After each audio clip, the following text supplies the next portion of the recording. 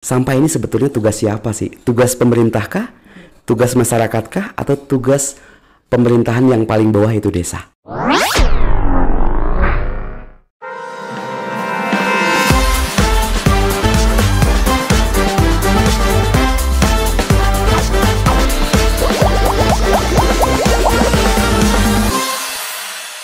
Ini permasalahan sampah memang bukan terjadi di Kabupaten Garut saja, betul. Di seluruh Nusantara atau di seluruh Indonesia. Dan Garut hari ini juga masih banyak permasalahan-permasalahan sampah. Yeah. Sampah ini sebetulnya tugas siapa sih? Tugas pemerintahkah?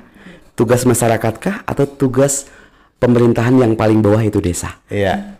Ya, begini. Jadi sesuai dengan Undang-Undang 18 2008, kemudian kita punya Perda 4 2014 dan turunannya Perbub ya. Jadi memang sampah ini menjadi tugas pemerintah. Kemudian tugas kecamatan, ya, kemudian tugas desa dan individu malahan ya. Itu. Jadi ini tugas kita semua, ya, seperti itu. Nah, ini yang mungkin harus dipahami oleh semua, Mbak ya, terkait masalah sampah ini, begitu kan.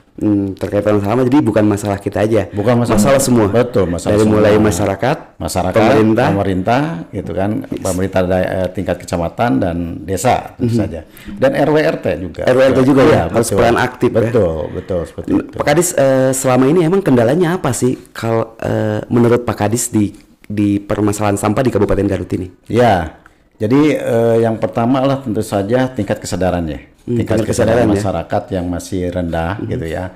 Ini terlihat dari contoh Perda 4 2014 yang menyatakan bahwa sampah ini harus dibuang dari mulai jam 9 malam sampai jam 5 pagi subuh gitu ya. Tapi faktanya jam 9 masih ada yang buang, jam 10 masih ada buang gitu, sampai jam 12 juga masih ada yang buang. Dan ini juga buangnya juga ya seenaknya saja, sembarangan, gimana nyamannya mereka. Padahal kita sudah menempatkan beberapa titik untuk TPS bak yang bisa dijadikan tempat penampungan sementara gitu ya. Tetapi ternyata faktanya demikian gitu. Fakta di lapangan lain ya. Lain jadi, sekali gitu. Masyarakat seenaknya aja buang gitu ya. Padahal udah ditentukan oleh dinas ya. Betul, seperti itu. Kalau Pak Kadis melihat gini kan, menurut Pak Kadis tadi bahwa sampah itu adalah tugas kita semua. Iya. Ada nggak sih desa-desa, khususnya kepala desa, yang mendukung? Karena kan yang saya dengar selama ini sampah itu LH, sampah itu LH, semua dilarikan ke dinas Anda. Betul. Nah, gimana peran sendiri kepala desa? Kan mereka punya anggaran dana desa. Iya. Nah ini yang kita coba dorong ya. Jadi kami sudah membuat beberapa regulasi ya, sekalian tadi Perda, Perbu, kemudian kami juga dorong dalam bentuk SE ya, surat edaran bupati, Inbub kayak gitu kan, terkait bagaimana desa harus melakukan upaya pengolahan sampah secara mandiri dan mengolah sampah di tempat pengolahan sampah yang didekatkan ke sumber. Artinya mereka melakukan manajemen sendiri, pengolahan sendiri untuk pengolahan sampah di desa. Nah, dana desa sebenarnya sangat berperan penting ya tentu saja, dan Permendagri 7 2023 untuk penganggaran di 2024 ini itu sudah mendukung, membolehkan bahwa anggaran dana desa untuk dialokasikan ke masalah persampahan. Nah, udah boleh ya? Udah boleh gitu. Tidak ada larangan. Tidak ada larangan. Nah, ini faktanya masih sedikit desa yang mau mengalokasikan ke sana gitu kan. Tapi ya kalau dihitung mungkin masih di bawah 10% ya desa yang sudah menjalankan itu gitu kan, seperti itu. Ya memang bervariasi lah, ada yang menganggarkannya gitu.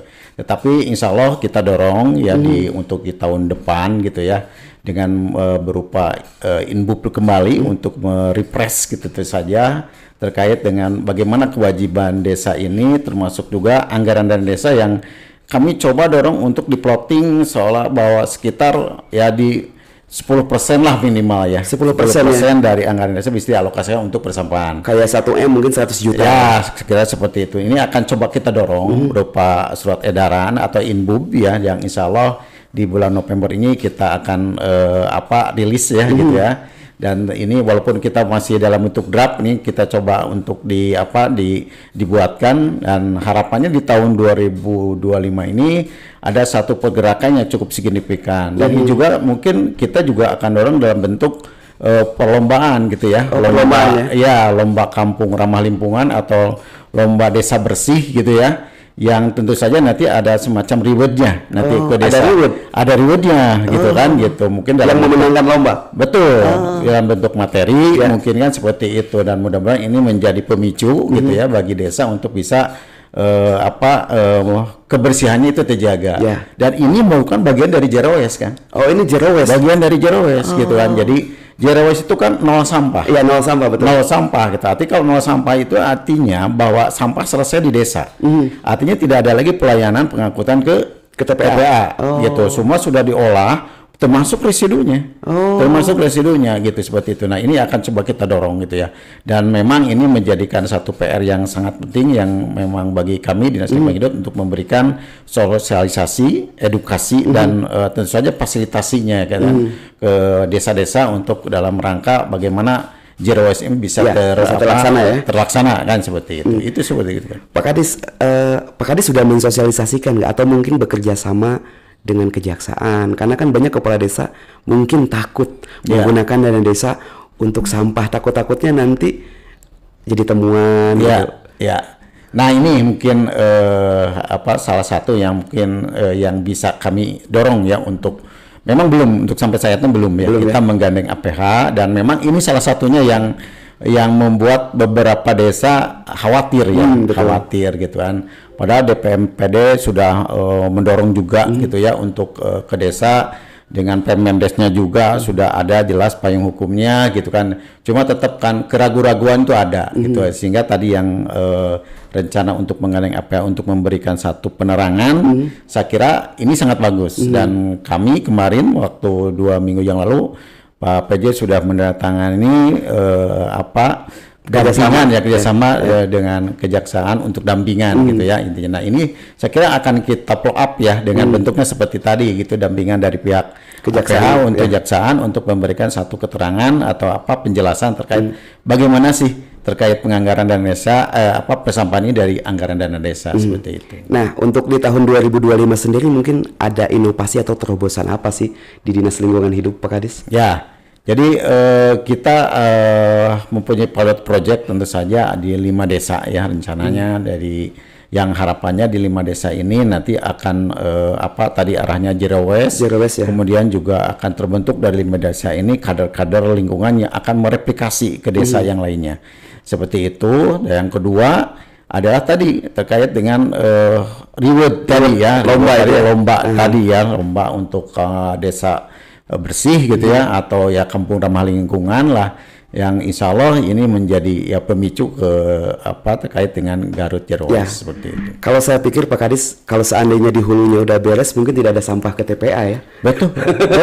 Makanya ini menjadi tugas yang kami harus terus intenkan ya untuk edukasi. Jadi orang memang persepsinya seperti itu. Ini tugas LH, ini ke TPA, pelayanan sampah harus selesai. Mereka kan bicaranya sampah selesai itu diangkut ke TPA, dan itu sangat salah besar. Yang benar itu sampah dikelola di sumber atau di hulunya gitu ya, dengan tadi mengarah ke Zero Waste seperti itu. Dan kami insya Allah dilakukan edukasi dan dampingan untuk dalam rangka ke sana, termasuk bagaimana teknis pengolahannya gitu kan. Jadi teknis pengolahannya juga kita akan berikan ke mereka, termasuk mungkin untuk membreakdown penganggarannya gitu kan. Mungkin ada beberapa desa yang belum paham gimana sih cara menganggarkan dana desa ini gitu kan, seperti itu.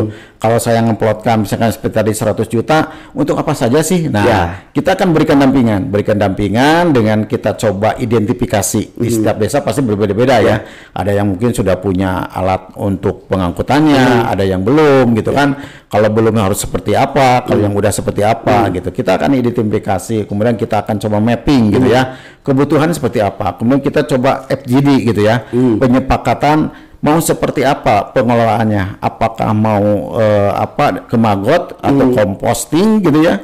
Terus mau siapa nih petugasnya, mau dibayar oleh siapa, apakah dana desa atau partisipasi masyarakat gitu kan. Nah, itu akan coba kita guide gitu ya, mereka dampingi untuk bisa bahwa penganggaran yang kami butuhkan ternyata bukan 100 juta misalkan dengan tadi kondisi existing seperti tadi yang berbeda-beda, ternyata harus 120 juta, kenapa enggak kan gitu. Nah ini akan coba kita refresh lagi karena memang tahun 2023 juga udah kita lakukan. Udah dilakukan, cuma memang belum semuanya ternyata melaksanakan itu. Ya, kita insya Allah kita refresh lagi lah untuk di tahun 2025 ini. Gitu. Pak Kadis, di Kabupaten Garut sendiri, apakah armada pengangkutan sampah udah cukup? Nah ini, jadi kita kan dari 42 kecamatan itu baru 13 kecamatan yang kita layani. 13 kecamatan ini kita punya armada 40 kurang lebih ya, 40 armada dan truk dan amrol gitu ya. Nah dari 40 ini kondisinya hampir 50% itu di atas 5 tahun. Artinya berdampak apa? Seringnya mogok ya. Mogok kendaraan, dan mogok ini tentu saja menyebabkan terlambatnya pengangkutan. Betul ya. Makanya banyak dari beberapa pemerhati gitu, ini kenapa sampah belum diangkut dan sebagainya. Nah ini salah satu dampak dari itu. Kendalanya salah satunya dari situ, dan ini tentu saja perlu ada satu peremajaan terkait armada supaya tadi kita betul-betul setelah jam 5 itu jam akhir pembuangan, jam 7:30 itu udah selesai. Sudah kelar gitu. Apalagi kalau diikuti tadi tingkat kesadaran masyarakat yang tidak buang lagi sampah setiap atas jam 5 subuh gitu. Wah itu luar biasa kalau misalkan terjadi Garut betul-betul bersih gitu kan, seperti itu. Pak Kadis, armadanya berapa tadi? Armadanya 40 itu di luar roda 3 ya. Di luar roda 3 ya, khusus roda 4. Mencakup beberapa kecamatan tadi? Nah, 13 kecamatan. Kalau kecamatan yang lainnya gimana, Pak? Nah, ini kecamatan yang lain memang belum kita layani ya. Tapi memang ada sekitar 10 kecamatan yang sudah kita berikan armada ya, yang menjadi tanggung jawab kecamatan yang tidak kita layani, yang jauh-jauh gitu ya. Tetapi memang ini juga tidak efisien gitu ya, tidak efisien dan malahan tidak efektif gitu. Kenapa? Ya, seperti itu. Pak Kadis? Ya karena biaya operasional yang tinggi. Tinggi. Sementara alokasi anggaran yang diplotkan ke sana itu tidak memadai, terbatas seperti itu. Dan ini yang juga menjadi bahan pemikiran kita gitu. Kalaupun memang harus ditarik ke LH, kondisinya ada kendaraannya juga udah tua-tua, gitu kan, nambah beban juga kan seperti itu. Makanya ini ada harus dilakukan peremajaan. Nah untuk yang memang belum terlayani ini, akhirnya memang mereka membuang ada yang ke sungai, jembatan, kemana saja yang mereka merasa yang mereka mau. Dan ini menjadikan ya kekhawatiran kita terkait dengan penanganan sampah ini, gitu kan, gitu seperti itu. Kan dari minggu ini juga kita banyak masukan dari beberapa komunitas lingkungan pegiat lingkungan terkait bagaimana ini pencemaran ya. Seperti pencemaran itu kan ada yang dari sampah, memang dari limbah juga kan gitu. Nah ini juga menjadi bahan pemikiran, dan alhamdulillah makin banyak pemerhati pegiat lingkungan yang memperhatikan kita gitu ya, LH, dan ini bagi kami menjadi tenaga gitu ya, yang mendorong kami untuk lebih serius lagi untuk mengelola lingkungan seperti itu. Artinya kalau di Garut Selatan belum ada TPA? Nah ini, di Garut Selatan ini kita terus terang baru akhir 2022 kita sudah memiliki atau membebaskan tanah di daerah Cibalong ya, kecamatan sudah punya tanah? Betul, sudah memiliki tanah ya sekitar 7 hektar ya. Di tahun berapa itu Pak Kadis? Itu akhir 2022 ya, akhir 2022. Pak Kadis sudah menjabat di situ? Sudah di situ. Kebijakan Pak Kadis zaman saya untuk pembebasan tanah, dan kita sampai sekarang memang belum dilakukan pembangunan ya. Masih kosong. Masih kosong gitu kan, seperti itu, dan ini menjadikan PR tersendiri ya gitu. Nah makanya bagaimana atau kalau untuk pengelolaan sampahnya ya memang kita dorong sementara ini dengan TPS 3R gitu kan. Kemudian juga dengan bank sampah unit yang ada di sana gitu kan. Dan lebih ini lagi adalah mungkin walaupun dari sisi regulasi tidak dibolehkan terkait tungku pembakaran ya, kami ya untuk sampai saat ini tidak melarang dan tidak menyuruh memang gitu ya, seperti itu. Jadi yang mereka lakukan sekarang ada pembakaran untuk mengantisipasi ya gitu. Dan seperti yang kemarin salah satunya yang di Rancasa Kedongora lah contohnya gitu ya. Jadi mereka ternyata sudah difasilitasi oleh desa per RW 1 tungku, dan ya alhamdulillah memang sampahnya terkelola gitu ya. Artinya tidak banyak tidak banyak yang dibuang ke selokan, ke sungai, ke jurang gitu kan. Dan saya kira kalau memang ini satu solusi sementara yang perlu dilakukan. Kalau bagi kami ialah is okay gitu ya, nggak ada masalah kan kayak gitu, walaupun dari sisi regulasi itu memang tidak dibolehkan kan seperti itu sebetulnya.